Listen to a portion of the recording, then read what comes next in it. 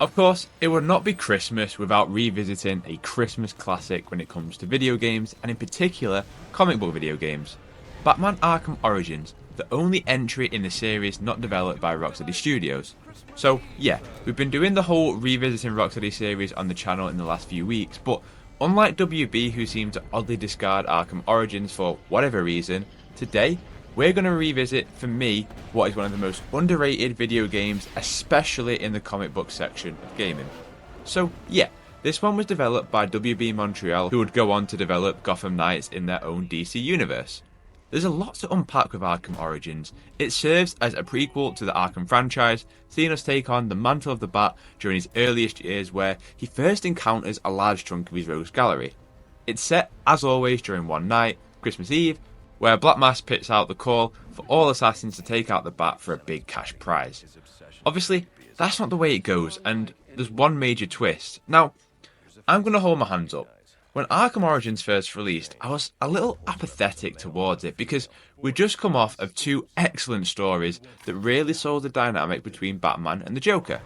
So when it was revealed that Black Mask isn't actually Black Mask, it was once again the Joker pulling the strings, I was like, man, come on. Batman arguably to me has the best rogues gallery, and yet once again we're going for another Batman Joker story. Not only that, but it was actually two different voice actors going at it at the time. It was Roger Craig Smith acting as Bruce Wayne / the Bat, and Troy Baker as Joker. I know before launch a lot of people were probably not too keen on this to say the least, but I actually loved both their interpretations here. They managed to capture that youthful energy of this being set as a prequel. So, yeah, many playthroughs later, it's fair to say, I absolutely love Arkham Origins.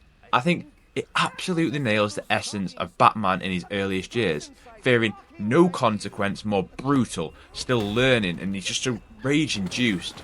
But it also captures for me the feeling of Christmas.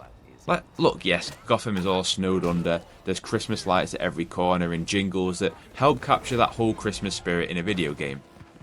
But it also captures the essence of Christmas and spending time with others. It's here where Batman allows others to help. He connects with others, it makes him stronger. The Batman early on in this game, he's full of vengeance, anger, and believing that he has to do it all on his own. I related to this. Christmas can be a lonely time for a lot of people, but what makes it special is the time spent with others, and maybe in those you least expect to. It's here where he strengthens the bond with Alfred. He learns to trust Jim Gordon, eradicating his belief that everyone he thought was bad and against him, it maybe might not be the case. It's also where he first meets Barbara, who would obviously go on to become Batgirl and Oracle. That's what I think is at the heart of this game, the Christmas spirit.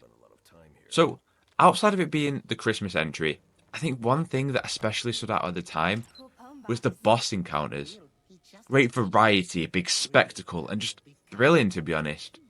I still think of that crazy CG trailer of Deathstroke and Batman going at it to kind of hype up the launch of this game. But I don't think at the time anyone quite knew it would be just as cool in game. Well, whilst now we've had Insomniac Spider-Man games and plenty of melee focused action games with pretty similar mechanics, I think the Deathstroke fight for its time, it is highly cinematic. The biggest compliment that I could give it is that it would kind of fit right in with that PS4 era of single player Sony games, right? It would require to use different parts of your toolkit, combo at the right time, quick gadgets, build up your combo meter. There was also different stages from stick to sword. It was fantastic, and to be honest, I still think it is all this time later. And that wasn't the only boss fight too. Taking on Bane at Blackgate and having that multi-stage fight before it's you being hunted by him, and it works in a similar fashion to that Mr. Freeze fight in Arkham City. The poisonous and kind of mental battle with Copperhead, burning bridges with Firefly. There's a good chunk of variety in Arkham Origins that all feels cinematic, and sure, maybe some outstay the welcome, but I think it really encapsulates the more brutal and messy nature of how Batman first deals with his foes in these early years. Of course, we can't go without mentioning the boss fights to end all boss fights. Electrocutioner. One smack, goodbye. I love it when a game has fun like this. All this build up and tension, this little cutscene, and then bam, defeated. I guess that brings us nicely to the main mechanic I'd argue that Origins has on its predecessors, and that was the electric shock gloves. Now, Whilst I don't think Arkham Origins had that same snap, that same flow as City, it iterated in a different way when you get the Electrocutioner's gloves. The ability to unload on enemies that would previously block you, or tightened up like mini Banes who would just hit you back. It gave a new kind of power fantasy. I don't think the combat is quite as tight as City, but it is just as brutal and just as crunchy. The way he unloads with these gloves and some of these takedowns, he's not pulling punches, it captures that early Batman feeling, like I said, that vengeance, that anger is all there, all pent up. That's captured in a moment early on, where you're looking for Penguin to interrogate one of his goons, but it's not this refined Batman we all know. He goes too far with it, leaving the goon practically on the edge of death after just dropping him from the building. They also iterated on takedowns in this game.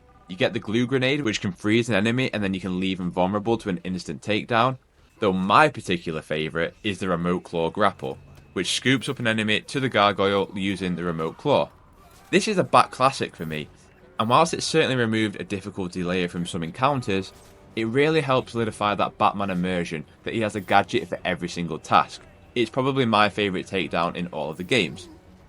Alright, I know I said that the main mechanic was the shot gloves, but there's also one more mechanic that was solely unique from City and Asylum, and that was the whole detective and crime reconstruction. I love this.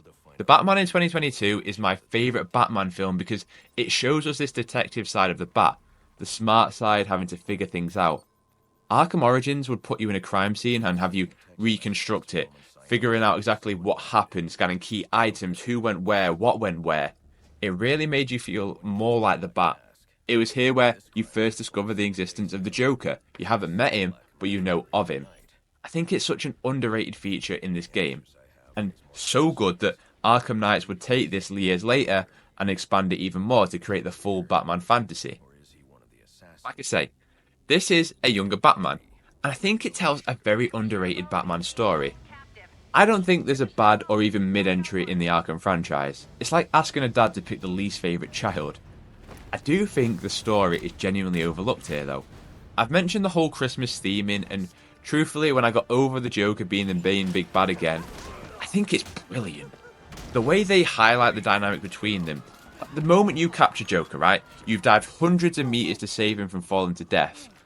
And then the parallels right there after that of how the Joker's thinking about him and he's obsessed with him in this positive manner, this new fascination and this trippy like gameplay section as he's talking to Harley and Quinzel, who is yet to be the Harley that we know, and he speaks about how he's waited for this moment, for this person all of his life and almost talking of fate.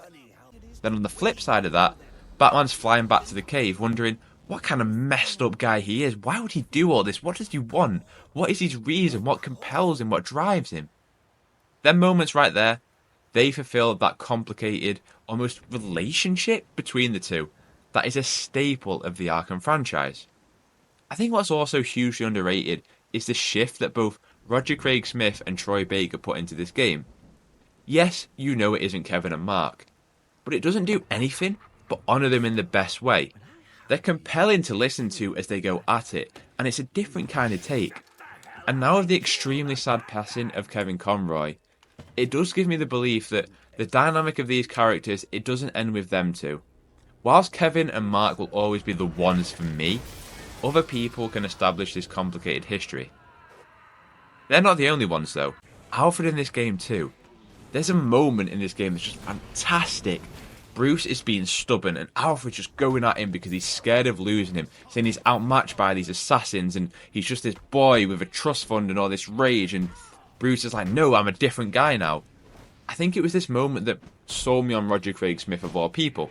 It's brilliant, the anger and the stubbornness, but really the family bond and just wanting what's best for who you care about.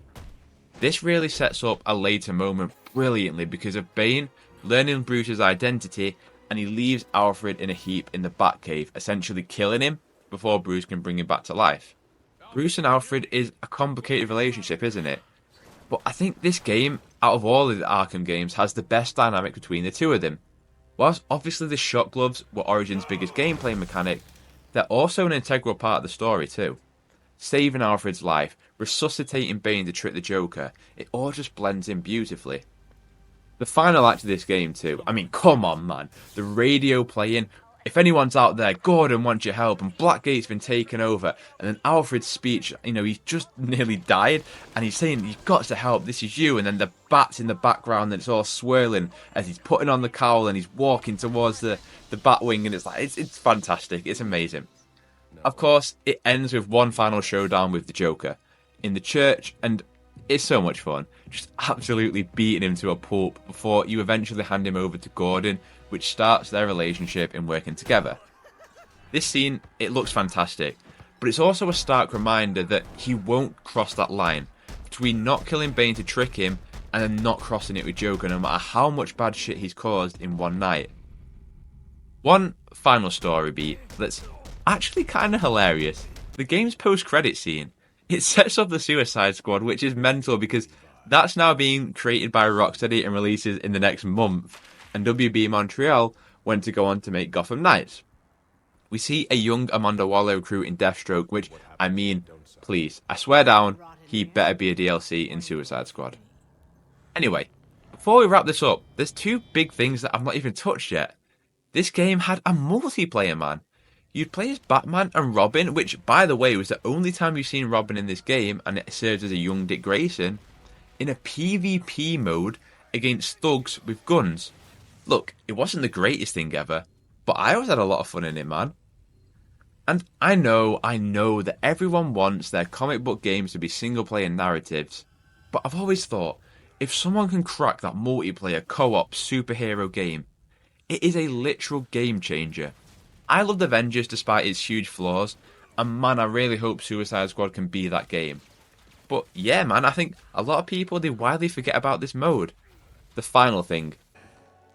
I ain't taking anything. This game has the best DLC in the franchise. There is no doubt about it to me. Cold Cold Heart not only fits into the whole Christmas theming, it is a fantastic character story and almost study about Mr. Freeze and what drove him down the path that he goes down. Playing as Bruce Wayne in the manor for a little bit, then getting the XE suit later on, which acts as like the anti-freeze suit. The actual boss fight with Mr. Freeze is also top tier. If you've never played this DLC, you really should. It's absolutely brilliant, and my favourite Arkham DLC out there. It also serves as the perfect epilogue to Arkham Origins, and I don't know about you, but I love it when you play in an environment that's close to home for the character, like Bruce Wayne in his own home, Spider-Man at his college. You get the drill. Play it, it's Christmas.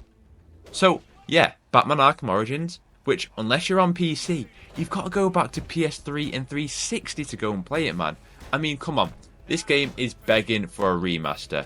It's as pivotal to the Arkham franchise as every Rocksteady entry, and it is one of the Four Horsemen. Arkham Origins not only delivers a terrific early year Batman story that establishes the Arkham pillars that we all came to know and love, it serves as a game that highlights everything special about not just Batman, but Christmas too. In the end, it acts as a story that shows even Bruce Wayne is better and stronger when he allows others to help him too. So, what's your favourite moment in Arkham Origins? Where do you rank it amongst the other Rocksteady games? Let me know in the comments down below. If you're looking for more Arkham content, you're going to want to hit that subscribe button as we continue the revisit of the Arkham series on the lead up to Rocksteady's next adventure with Suicide Squad, alongside, of course, a ton of coverage on that game between now, launch, and everything beyond. If you enjoyed this video, drop a bat like, have a terrific day, and I'll catch you in the next one.